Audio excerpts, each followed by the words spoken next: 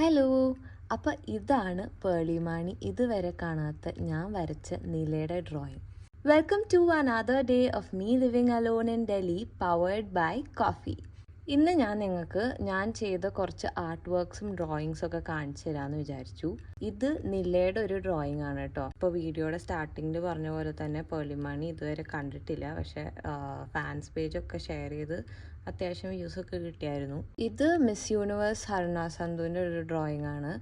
ഇത് പുള്ളിക്കാരി ഷെയറൊക്കെ ചെയ്ത് ഒരു 400K ഒക്കെ വ്യൂസ് വന്നൊരു റീലായിരുന്നു ഇത്.